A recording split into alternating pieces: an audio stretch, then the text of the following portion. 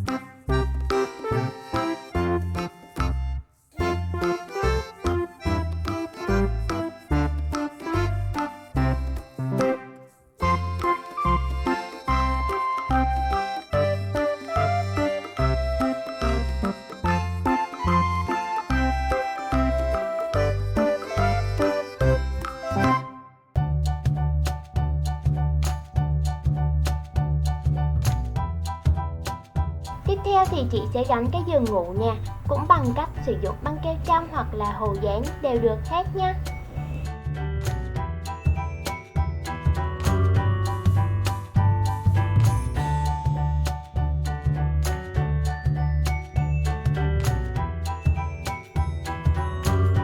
Tới lượt bồn tắm nè.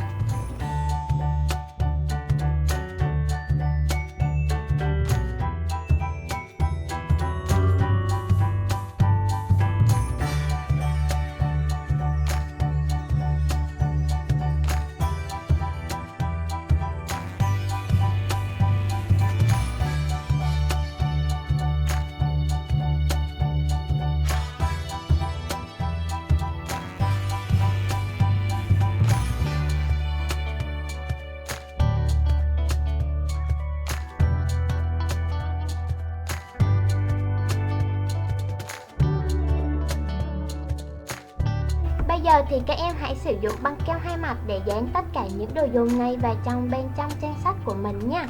Và khi các em sử dụng băng keo hai mặt thì chúng ta có thể thay đổi vị trí của các đồ dùng ở mỗi trang khác nhau tùy theo sở thích của mỗi người nè.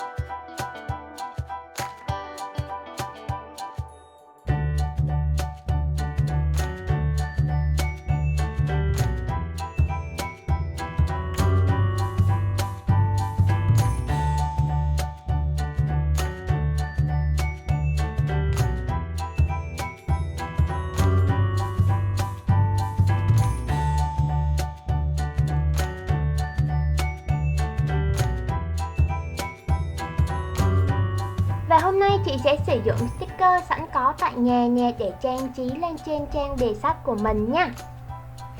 Nếu bạn nào biết vẽ thì chúng ta có thể vẽ trực tiếp lên nè. Còn nếu bạn nào cảm thấy mình vẽ chưa được đẹp thì chúng ta có thể sử dụng sticker giống như của chị nhé. Như vậy là chúng ta đã hoàn thành xong quyển sách rồi nè. Rất là dễ và đơn giản thôi đúng không nè? Hẹn gặp lại các em ở video tiếp theo nhé. Chị sẽ hướng dẫn cho các em nhiều quyển sách mới lạ hơn nữa nè. Nếu bạn yêu thích kênh thì hãy nhanh tay đăng ký, like và share để ủng hộ kênh nhé.